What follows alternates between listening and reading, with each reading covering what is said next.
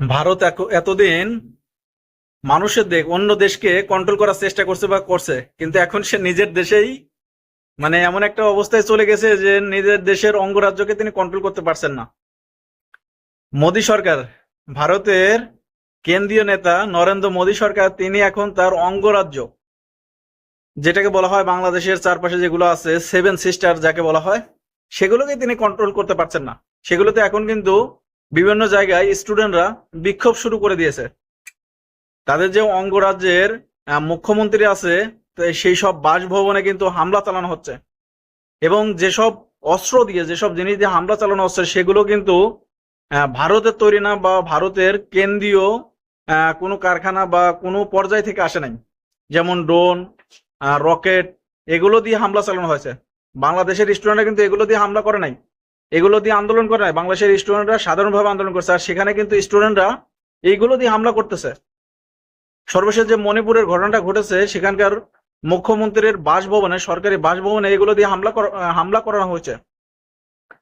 হামলার এক পর্যায়ে তারা সরকারি বাসভবন বা সরকারি অফিস থেকে ভারতের যে পতাকা আছে সেটা নামিয়ে তাদের 7 রঙের একটা পতাকা উড়িয়ে দেয়, মণিপুরি 7 রঙের একটা পতাকা। তাহলে বুঝতে পারছেন যে নরেন্দ্র মোদী এখন তাদের সেভেন সিস্টারকে রক্ষা করতেই পারছে না, সেভেন সিস্টারকে নিয়েই বিপদে আছে। তবে বলা চলে যে যে কোনো সময় ভারতের অঙ্গরাজ্যগুলো আলাদা হয়ে যেতে পারে। আর এই অঙ্গরাজ্য থাকলে আসলে খুবই একটা সমস্যা তৈরি হয় দেশের জন্য। যে প্রদেশ, অঙ্গরাজ্য বলতে প্রদেশ থাকলে, কারণ ওই প্রদেশে একজন মুখ্যমন্ত্রী থাকে, সে কেন্দ্রীয় নেতাকে ফলো করে।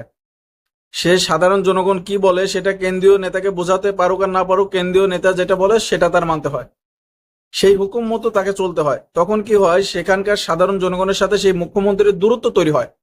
যেমন এই মুখ্যমন্ত্রী হচ্ছে হলো বিজেপি দলের, তিনি কেন্দ্রীয় নেতা নরেন্দ্র মোদী যেটা বলছেন, বিজেপির হয়তো তার কিছু সমর্থক আছে, সেগুলো তারা মানতেছে, কিন্তু যারা বাকি যারা আছে মণিপুরের সাধারণ নাগরিক বা সাধারণ বাসিন্দা, তারা কিন্তু সেটা মানতেছে না। তখনই কিন্তু এই বিরোধটা তৈরি হয়েছে। তাদের একটাই দাবি যে রাজ্যকে সঠিকভাবে পরিচালনা করা হচ্ছে না, রাজ্যের ভিতর অস্থিতিশীল পরিবেশ তৈরি হয়েছে, প্রশাসন, রাজ্যের প্রশাসন কাঠামো ভেঙে পড়েছে, এটা ঠিক করতে হবে। এভাবে একটা রাজ্য চলতে পারে না, এটাই কিন্তু তাদের মূল চাওয়া, মূল দাবি। তাই এখন কিন্তু সেই মুখ্যমন্ত্রীর খোঁজ পাওয়া যাচ্ছে না, তিনি কোথায় আছে। আর বাংলাদেশেও কিন্তু আমাদের যে উপদেষ্টা আছে সাখাওয়াত হোসেন, তিনিও কিন্তু বলেছেন যে বাংলাদেশে 5টা প্রদেশে ভাগ করলে ভালো হবে। আসলে এই প্রদেশগুলোকে ভাগ করলে কিন্তু তখন একটা প্রদেশে একটা করে মুখ্যমন্ত্রী দিতে হবে, বা সেই প্রদেশের একটা রাজা দিতে হবে। তারা এই কেন্দ্রীয় রাজা বা কেন্দ্রীয় প্রেসিডেন্টের কথা মতো সেখানে পরিচালনা করবে। এই কারণে কিন্তু তখন ঝামেলা তৈরি হয়। আর সরাসরি যদি একত্রে থাকে, তখন কিন্তু সরাসরি সেই প্রধানমন্ত্রীর কথাই চলে, তখন ঝামেলাটা কিছুটা হলেও কমে আসে। তাই এখন যে মণিপুরে যে পতাকা উড়িয়ে দিয়ে আসা হয়েছে, যদি তারা এই পতাকা না নামায়, তাহলে কিন্তু মণিপুরের পতাকা এটাই হবে, এই 7 রঙের পতাকা। তারা কিন্তু ভারতের পতাকা নামিয়ে ফেলেছে। তো এখন দেখা যাক যে আমাদের এই পাশের দেশ প্রতিবেশী নরেন্দ্র মোদী কিভাবে তাদের সেভেন সিস্টার রক্ষা করতে পারে।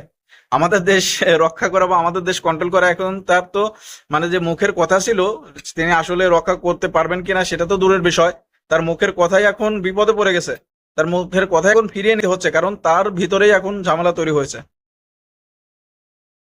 এই কারণেই চাই না যে কোনো দেশে, কোনো রাজ্যে এরকম ঘটনা ঘটুক, কারণ এরকম ঘটনা ঘটলে অনেক প্রাণহানি হয়, অনেক হানাহানি, অনেকে আহত হয়, অনেক ঘরবাড়ি, সরকারি অফিস আদালত পুড়িয়ে দেওয়া হয়, এগুলো খুবই ক্ষতির লক্ষণ। তো দেখা যাক শেষ পর্যন্ত এই মণিপুর বাসী তাদের যে বিজয়, 7 রঙা পতাকা, এটা ধরে রাখতে পারে কিনা। আর যদি এটা ধরে রাখতে পারে, তাহলে কিন্তু আস্তে আস্তে সেভেন সিস্টারের সব জায়গায় এরকম পতাকা উত্তোলন করা হবে, কারণ তারা কিন্তু অনুপ্রাণিত হয়েছে বাংলাদেশের ছাত্র আন্দোলন দেখে। তো দেখা যাক বাংলাদেশের ছাত্ররা যেহেতু সফল হয়েছে, তারা কতটা সফল হয়, এই আশায় ভিডিওটি শেষ করছি। সবাই ভালো থাকবেন, আর যারা ভিডিওটি দেখছেন অবশ্যই ভিডিওটি শেয়ার করবেন। আল্লাহ হাফেজ।